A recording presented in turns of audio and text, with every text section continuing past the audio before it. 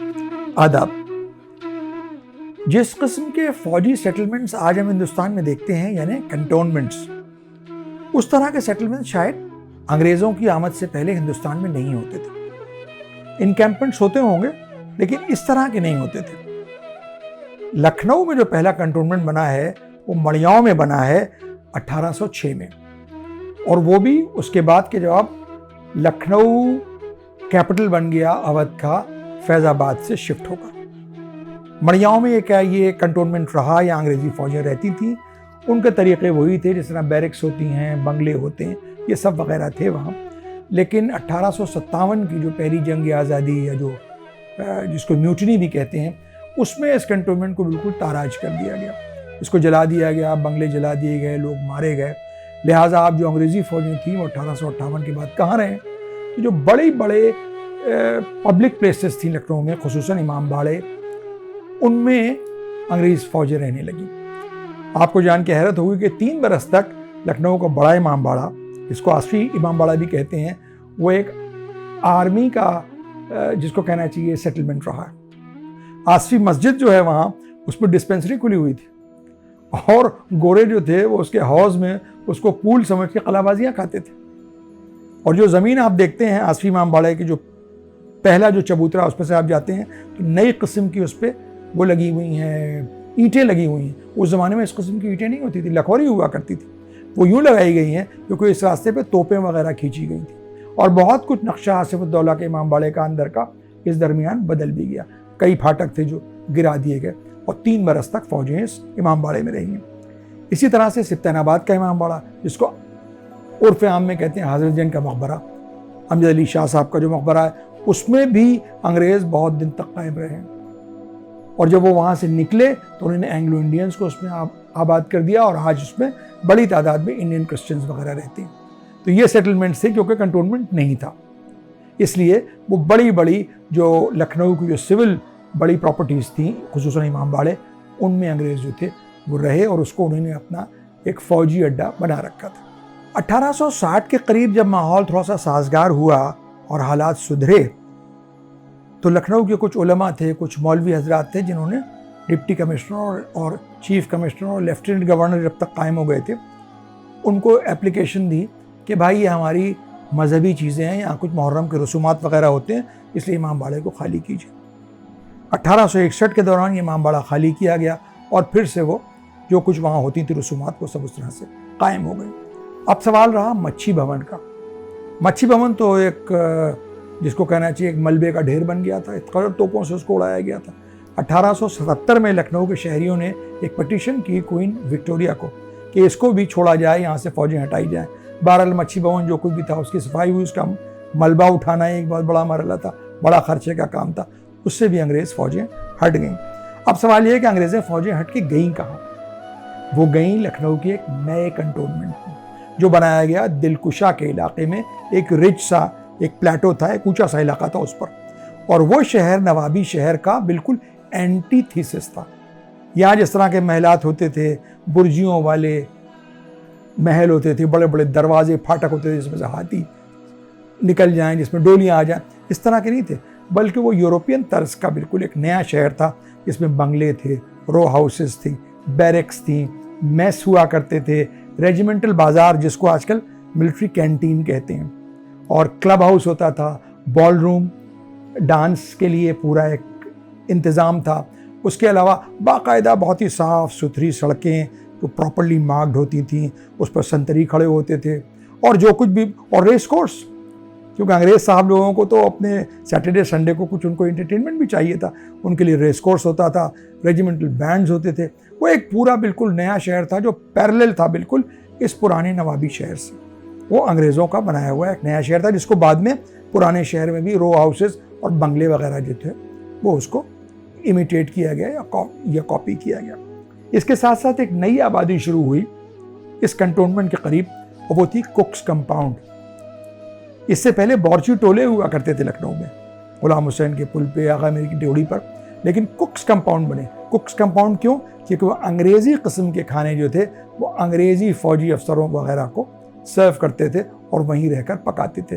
तो सदर में जो कुक्स कंपाउंड है, ये लखनऊ के जो बावर्ची जो अंग्रेज़ी तर्ज का खाना पकाने लगे थे, ये उन्हीं का एक कंपाउंड है जहाँ उनके जो लोग हैं वो अब भी रहते हैं और बड़े मशहूर उसमें से कुक्स हुए हैं हिंदुस्तान में भी। अब इनकी एक ख़ास चीज़ होती थी सुबह का नाश्ता, जिसको कहते थे छोटा हाज़री। अंग्रेज़ साहब को बैरक में या उनके बंगले में पेश की थी तो छोटा हाज़री। अब छोटा हाज़री क्या होती थी, जिसको आज हम बेड टी कहते हैं। छोटा हाज़री होती थी जिसमें एक लाइट मील होता था, चाय बिस्किट, उनके साथ फ्रूट्स भी होते थे, क्योंकि अंग्रेज़ जो थे वो अर्ली डिनर लेते थे तो गैप बहुत हो जाता था, तो लिहाजा छोटा हाज़री होती थी 5:30 से 6:30 के बीच में। छोटा हाज़री अब शायद कंटोनमेंट्स में होती हो, लेकिन जो हिंदुस्तान के बड़े मशहूर पब्लिक स्कूल्स हैं, जैसे बायो अजमेर का है, सेंट पॉल्स दार्जिलिंग में है, या सनावर में है लॉरेंस स्कूल जिसको शायद कहते हैं, वहाँ आज भी छोटा हाज़री के नाम से बेड टी दी जाती है। सवेरे 6 बजे 1 कप चाय और 2 बिस्किट्स। इसके बाद आप अब सोच रहे होंगे कि आखिर अंग्रेज़ लोग जो थे वो नाश्ता क्या करते थे। नाश्ते को कहते थे बड़ा हाज़री, जिसको अंग्रेज़ी कहते थे बड़ा हाज़री, क्योंकि उनकी औलाद तो है नहीं, वो बड़ा हाज़री कहते थे। और उसमें इतना बहुत सारा खाना होता था जिसके कुछ हम आपको झलक ज़रा सा बताते हैं। स्ट्यू ख़ास किस्म के, और ख़ुसूसन आयरिश स्ट्यू, मटन हैश।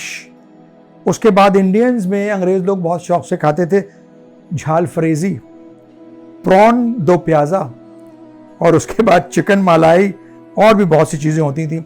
और एंग्लो इंडियन की एक ख़ास डिश होती थी जिसको कहते थे किडनी टोस्ट। ये सब बड़ा हाज़री के ख़ास लवाज़मात होती थी। छोटा हाज़री का जिक्र गौरापंत शिवानी ने अपनी यादों में, जिसका नाम जालक है, उसमें किया है कि कर्नल साहब और उनकी मेम साहब किस तरह छोटा हाज़री जो थी उसका लुत्फ़ लेती थी। और छोटा हाज़री का ये जिक्र मिलता है कुर्रतुल हैदर की एक तसनीफ़ है जिसका नाम है एक लड़की की ज़िंदगी, उसमें भी उन्होंने छोटा हाज़री का जिक्र किया है। छोटा हाज़री और बड़ा हाज़री हमारे जो कॉलोनियल जो कल्चर है, जो हेरिटेज है, उसका एक हिस्सा रही हैं, और इसके कुछ रेमिनेंट्स आपको पब्लिक स्कूल्स में आज भी देखने को मिलेंगे। दिलकुशा और उसके अतराफ़ में जो नया कंटोनमेंट 1860 में कायम किया गया, उसको बनाने के लिए 3000 एकड़ ज़मीन जो थी अंग्रेज़ों ने एक्वायर की थी। इसके दौरान बहुत से महलात थे, बहुत बड़ी बड़ी हवेलियाँ थी लोगों की, जो इसमें ढा दी गई और कंटोनमेंट के लिए ज़मीन को एक्वायर कर लिया गया। अब इस कंटोनमेंट की जो शक्ल आज आप देखते हैं, इसी तरह की शक्ल पूरे हिंदुस्तान में जितने भी कंटोनमेंट्स हैं वो ऐसे ही होते हैं।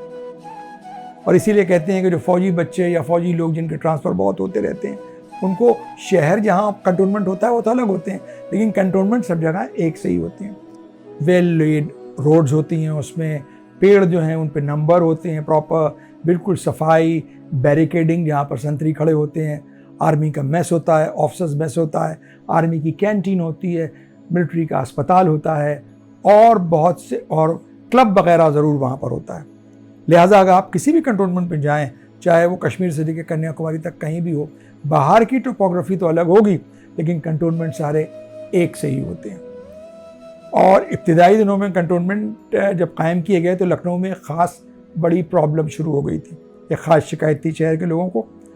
उसको हम एक मिसाल से आपके सामने बयान करना चाहेंगे। एक फ़िल्म आई थी मंगल पांडे, उसमें आपने एक सीन देखा होगा कि किस तरह सिपाही अंग्रेज़ जो थे वो शराब पी के जाके लोगों को परेशान करते थे, आम जनता को, सिविलियन पॉपुलेशन को। ये प्रॉब्लम 1873 में लखनऊ में भी थी। अक्सर अंग्रेज़ सिपाही शराब पी के जो सिविलियंस थे उनके घरों में घुसते थे और उनकी औरतों से और बच्चों से बदतमीज़ी वगैरह किया करते थे, बदसलूकी जो थी। और उसका चर्चा जो था उस ज़माने में एक अखबार निकलता था रोज़नामचा, उसमें इस बात की शिकायत दर्ज की गई थी, और उसी के बाद कंटोनमेंट कमेटी कायम की गई। यानी वो एक कमेटी ऐसी थी कि जो कंटोनमेंट फ़ौजी जो मामला थे उनका इंतज़ाम तो फ़ौज देखेगी, लेकिन जो जनरल मैनेजमेंट था कंटोनमेंट का, उसका इंतज़ाम कंटोनमेंट कमेटी किया करेगी, जो आगे चलकर कंटोनमेंट बोर्ड वगैरह बन गए, जो आज पूरे हिंदुस्तान में पाए जाते हैं।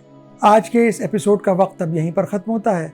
इजाज़त लेने से पहले वही गुजारिश कि आप हजरात इस चैनल को देखते रहें, एपिसोड्स को अपने दोस्तों से शेयर करें, और अच्छा होगा कि आप इसे यूट्यूब पर देखें और अपने दोस्तों से इसको सब्सक्राइब करवाएं।